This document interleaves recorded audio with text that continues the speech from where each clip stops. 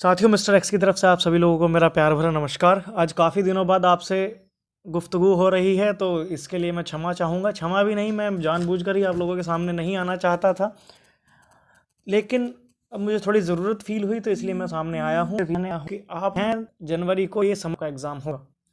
इधर उधर की बातों में ना पड़ते हुए आप अपनी पढ़ाई पर ध्यान लगाएं। मैं आपको फिर से कह देना चाहता हूँ, अगर आप नहीं लगाएंगे तो आप आगे जाकर पछताएंगे।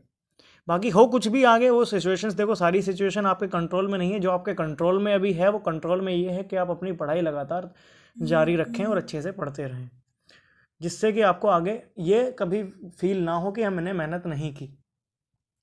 और इसीलिए मैं आपके सामने नहीं आता कि मैं आपको ना तो डिस्टर्ब करना चाहता हूँ, क्योंकि मैं अगर डिस्टर्ब करूँगा, आप मेरी ऑडियो सुनेंगे जो भी कुछ है, तो आपका ध्यान थोड़ा तो ज़रूर भटकेगा ही। तो व्हाट्सएप वगैरह से अभी दूर रहें ज़्यादा। केस में किस केस में क्या चल रहा है, किस केस में क्या नहीं चल रहा। आपका 30-33 का केस 10 तारीख को लगा हुआ है, 10 जनवरी को, राजेश सिंह चौहान जी की बेंच में। इतना तो आप सभी को क्लियर है ही। तो उससे पहले 30-33 के बारे में सोचना अभी गलत है। 30-33 क्या, मैं आपको सच बताऊं तो अगर आपका रास्ता निकलता है, अगर कोई बीच का रास्ता निकलता है, तो वो करवाना अभी आज की स्थिति में थोड़ा आसान है। 30-33 कराना थोड़ा मुश्किल है। मैं आपको कड़वा सच ये बता देना चाहता हूँ। वो जो ज्ञानी लोग हैं वो इस चीज़ को समझ रहे होंगे वो क्यों मुश्किल है, क्योंकि उसमें हमें बहुत लंबा लड़ना पड़ेगा। ठीक है मित्रों, लड़ाई के लिए मैं मना नहीं कर रहा हूँ। ठीक है, जिस तरह का भी जो ऑप्टिमम लेवल पे जो चीज़ पॉजिटिव मिलेगी वो ही की जाएगी। सबके भला जिसमें होगा वही कार्य किया जाएगा, जिससे 27,000 लोगों को नौकरी मिल सके। अभी इसका सॉल्यूशन क्या होता है, कैसे होता है, इस चीज़ के बारे में विचार विमर्श किया जाएगा। 6 जनवरी तक आप पढ़ लीजिए। 6 जनवरी के बाद आपके समर्थन की, आपके सहयोग की हमें ज़रूरत पड़ेगी, और बहुत ज़रूरी लेवल पे ज़रूरत पड़ेगी। सभी टीमों को, आप लोगों से आशा है कि आप 6 तारीख के बाद बहुत ही दिलो जान से एक साथ एकजुट होकर हमारा साथ देंगे। और मुझे पूरा विश्वास है कि इस कार्य में आप हमारा साथ अंत तक देंगे। एक दूसरी बात एक चल रही है, एक अफवाह है कि नेता लोगों का जो भी है वो हो जाएगा पुनर्मूल्यांकन में। तो मित्रों, ऐसा कुछ देखो, सेटिंग होता तो पहले ही हो चुका होता। इतना लंबा काम करने की ज़रूरत ही नहीं पड़ने वाली थी। ठीक है, तो इतना तो आप समझ ही सकते हैं कि ऐसा कुछ नहीं है मित्रों। ये सिर्फ एक मात्र अफवाह है।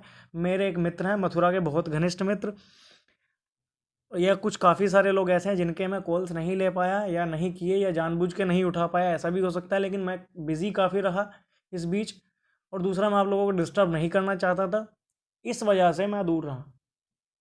लेकिन इसका ये मतलब नहीं है कि मैंने ये चीज़ छोड़ दी है। मैंने आपको पहले भी प्रॉमिस किया था कि इसमें मैं अंत तक आपके साथ हूँ और हमेशा रहूँगा। इस बात से आप पूरी तरीके से सुनिश्चित रहिए। जब तक 27,000 लोगों को रोज़गार नहीं मिलेगा, मैं आपकी लड़ाई से जुड़ा हुआ रहूँगा। ये मेरा वादा है आपसे, और इस पर मैं अटल और अडिग रहूँगा। तो मित्रों, एक चीज़ आपसे रिक्वेस्ट है, मैंने कोशिश की थी, नहीं हुआ। 10 तारीख को आपकी डेट लगी हुई है। 10 दिन अगर आपको राजेश सिंह चौहान जी की कहीं से ऑफिशियल आईडी मिलती है, ईमेल आईडी, तो आप उनको ईमेल करने की कोशिश करिए और उनको बताइए कि सर, हमें इतने दिन हो गए हैं, हमारी आज तक सुनवाई ही नहीं हुई है, तो कृपा करके हमारी एक सुनवाई हो जाए। हमें आपसे उम्मीदें हैं कि आपसे हमें न्याय मिल सकता है। इसीलिए हम आपसे एक गुहार लगाते हैं कि आप इस केस को थोड़ा सीरियसली लें और इसकी सुनवाई जल्द से जल्द करके हमें मानसिक प्रताड़ना से दूर करें। ठीक है मित्रों, तो इस तरीके से कुछ भी मेल्स आप कंपोज कर सकते हैं। आपकी हिंदी मुझसे ज़्यादा अच्छी है, तो मैं आपको हिंदी के बारे में कुछ ज़्यादा बताऊं तो मुझे अच्छा नहीं लगेगा।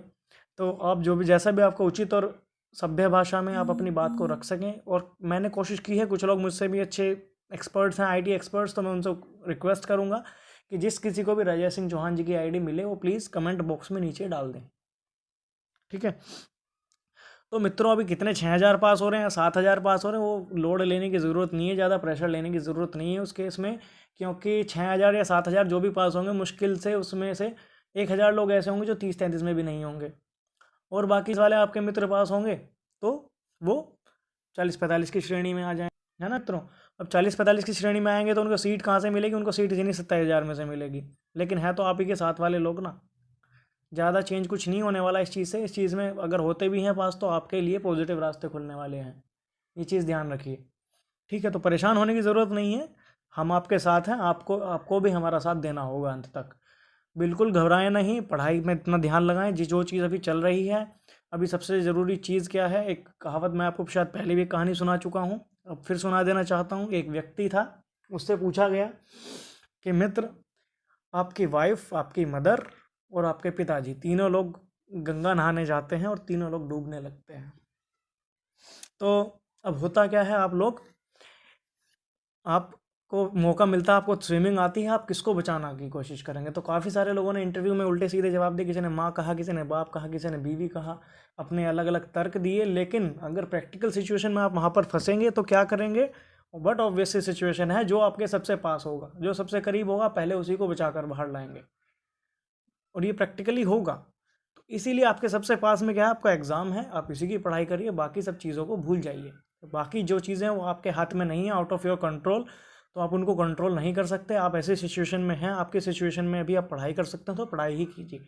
जब आपसे बोला गया था धरने के लिए, आप धरना दिया, अच्छी बात है। जिसने नहीं दिया वो अब आएंगे, मैं बताऊँ, जो अभी तक धरनों में कभी नहीं है वो अब आगे आके आएंगे। ठीक है, वो छोड़ दीजिए, 6 तारीख के बाद सारी की सारी रणनीतियाँ तैयार की जाएंगी दोबारा से। लेकिन अभी आप पढ़ाई पर ध्यान दीजिए। एक आर्टिकल मैंने पढ़ा था, the medicine of hope, Indian express में था, कभी अब से लगभग 8 से 10 दिन पहले आया था, और होप की जो ताकत है उसमें वो बताई गई थी। वो मुझे बड़ा इंप्रेसिव लगा। लगभग 500 लोगों पे एक एक्सपेरिमेंट किया गया। कुछ लोगों को एक बीमारियां थी कुछ, तो वो सर्जरी से ही ठीक हो सकती थी एज़ पर एलोपैथी। तो लगभग 200 लोगों को क्या किया गया कि सर्जरी की गई और कंप्लीट सर्जरी उनकी कर दी गई। जो बीमारी का कारण था, जो भी कुछ था, वो निकाल के बाहर कर दिया गया और उनको बता दिया गया कि आपका ऑपरेशन हो चुका है। कुछ बाकी के 250-300 लोगों को क्या किया गया? चीर फाड़ उसी तरह से की गई, लेकिन वो इलाज नहीं किया गया जो अंदर किया जाना चाहिए था, और उनको झूठ बोल दिया गया कि सर आपका जो है ऑपरेशन सक्सेसफुल और आप ठीक हो जाएंगे। तो इस पर फिर जब रिसर्च की गई, जो रिकवरी लेवल उनका देखा गया, तो ये पाया गया कि जो रिकवरी सर्जरी जिसकी असल में सर्जरी हुई थी उसमें भी वही रिकवरी हुई है, जिसकी इन्होंने झूठ मूठ सर्जरी की, उनको भी, जिसको उम्मीद थी कि हाँ मैं ठीक हो रहा हूँ, वो भी उसी तरीके से उसी रेट से रिकवर करने लगे। तो ये होती है उम्मीद की ताकत। अगर आपने उम्मीद बना रखी है कि आपका ये कार्य होके रहेगा, तो इसे कोई रोक नहीं सकता। अंत तक जगाए रखने का कार्य आप लोगों का भी है, हम लोगों का भी है, ये हम सबका सामूहिक कर्तव्य है। ठीक है, इसी के साथ ज़्यादा आप सभी लोगों को मैं ऑल द बेस्ट बोलूँगा आपके एग्ज़ाम के लिए, और मैं उम्मीद करूँगा कि आगे भी आप हमारा साथ इसी लड़ाई में इसी तरह देते रहेंगे। धन्यवाद।